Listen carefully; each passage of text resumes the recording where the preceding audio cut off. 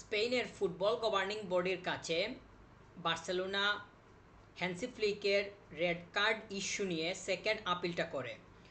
তো আমরা দেখছি জিরোনা ম্যাচে একদম শেষের দিকে এসে, মোটামুটি শেষের দিকে এসে হ্যান্সি ফ্লিককে ডাবল ইয়েলো কার্ডের কারণে রেড কার্ড প্রদান করা হয়। তো ওইটাকে বার্সা খুবই সিরিয়াসলি নিছিল এবং বার্সা ম্যানেজমেন্ট থেকে শুরু করে সবাই এইটা নিয়ে অনেক বেশি পরিমাণ কনসার্ন শো করছে। বার্সা শেষমেশ লিগ্যাল অ্যাকশনে যাইতে বাধ্য হয়েছে।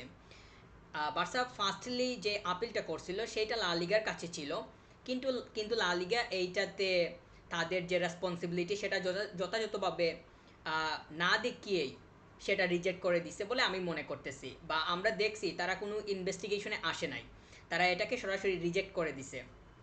বার্সা এখানে আটকে নাই বা এই জায়গাতে বার্সা স্টপ হয় নাই, সেকেন্ড বা অল্টারনেটিভ যে স্ট্র্যাটেজি আছে সেইটাতে বার্সা গেছিল।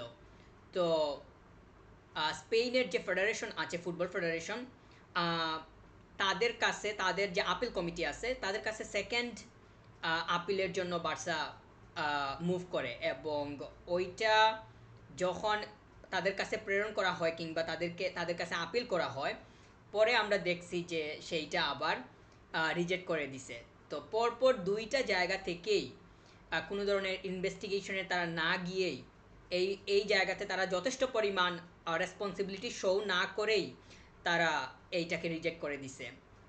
তো বিশেষ করে স্পেন ফুটবল ফেডারেশনের আপিল কমিটি যারা আছে তারা আমার কাছে মনে হয়েছিল যে আরও বেশি পরিমাণ এইটাকে আমলে নিবে, কিংবা এই জায়গাতে তারা অনেক বেশি পরিমাণ আহ, মানে দায়িত্বশীল আচরণ করবে। অ্যাটলিস্ট তারা এই ধরনের নিশ্চয়তা দিবে যে তারা ইনভেস্টিগেশনে যাইতেছে, কিন্তু আমরা কোনো কিছুই দেখি নাই। সরাসরি রিজেক্টটাকেই তারা বেছে নিছে এবং সেটাই তারা করছে। তো দুইটা জায়গা থেকেই বার্সাকে রিজেক্ট করা হয় এই জায়গাতে, কিংবা এই আপিলটাকে কেন্দ্র করে। তো আমরা একটা জিনিস খুব ভালোভাবেই লক্ষ্য করতেছি, বার্সার সাথে যখন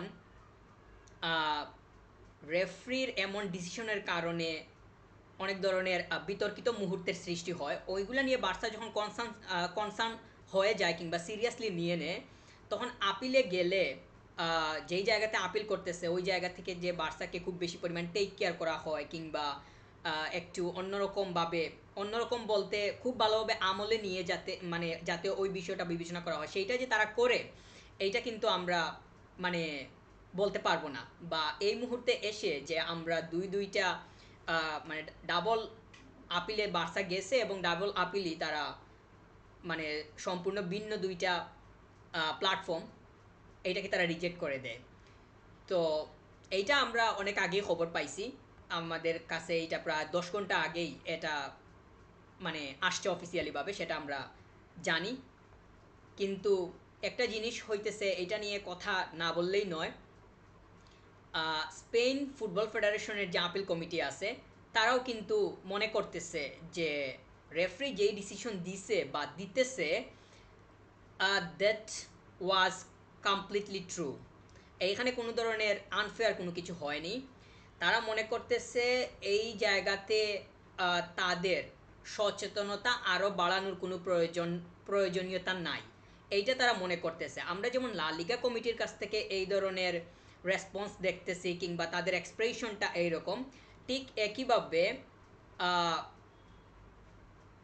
স্পেনের যে ফুটবল ফেডারেশন আছে তাদের কাছ থেকেও এই একই ধরনের কনসার্ন কিংবা একই ধরনের অ্যান্সার অথবা একই ধরনের গেস্টার আমরা খুব ভালোভাবেই মানে লক্ষ্য করতেছি।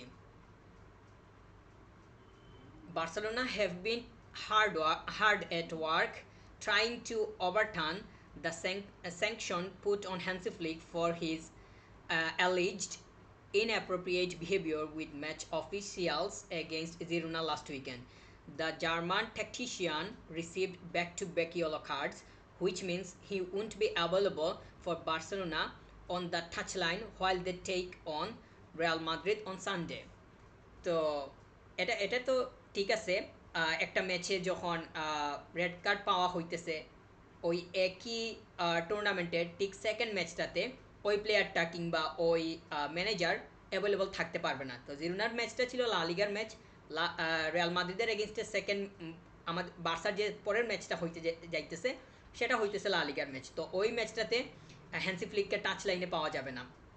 তো সেইটা ঠিক আছে, কিন্তু একটা জিনিস নিয়ে আমি একটা বিষয় নিয়ে অনেক বেশি পরিমাণ কথা বলতেছি, কিংবা যখন থেকে রেড কার্ডটা মানে হয়ে গেছে ঠিক তখন থেকেই এখন পর্যন্তই একটা জিনিস আমার মাথায় আছে।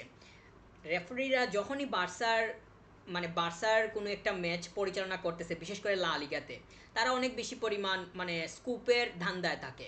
তারা অনেকটাই মানে মুখিয়ে থাকে যে আহ, কখন একটা স্কুপ তাদের কাছে আসবে আর বার্সাকে ওই জায়গাতে তারা স্ল্যাপ করবে, মানে একটু একটু থাপ্পড় মারা যায় কিনা।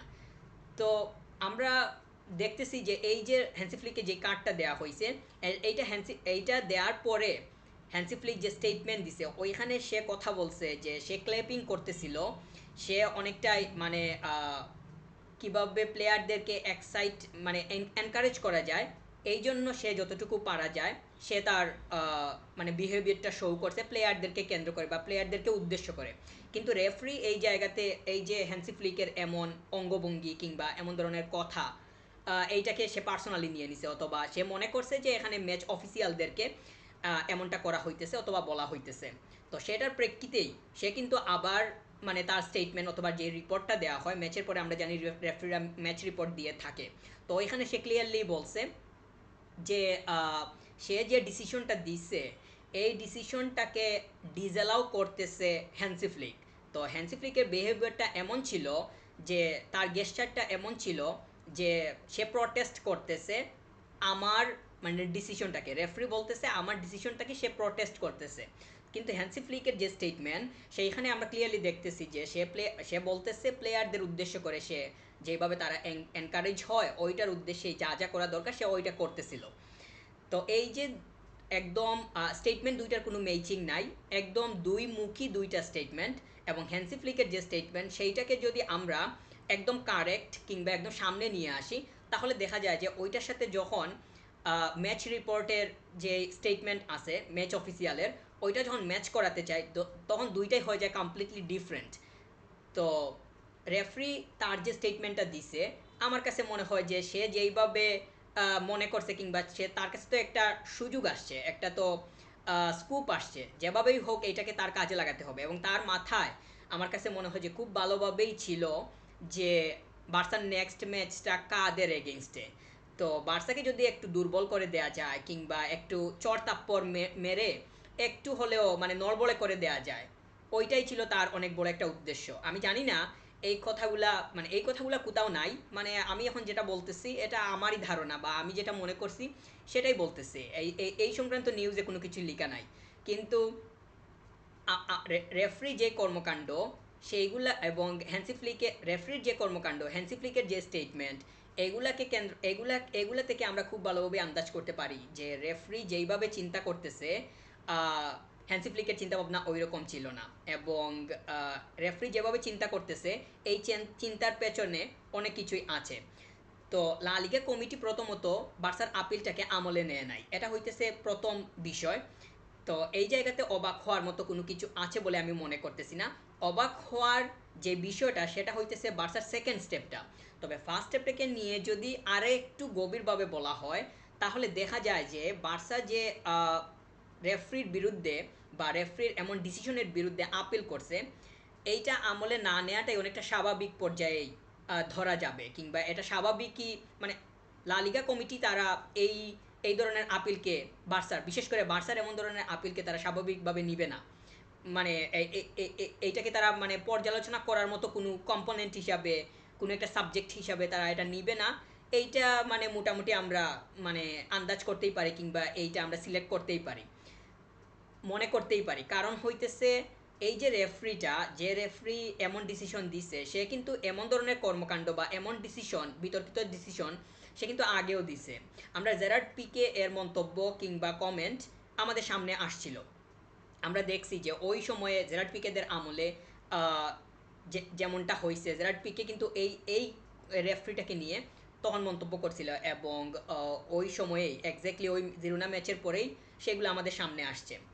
তো এই রেফারির এমন কর্মকাণ্ড কোনোভাবেই এটা নতুন কিছু না, এটা আগে থেকেই চলমান হয়ে আসতেছে, আগে হয়েছে, এখন হইতেছে, 2 দিন পরেও হবে, কোনো সন্দেহ নাই।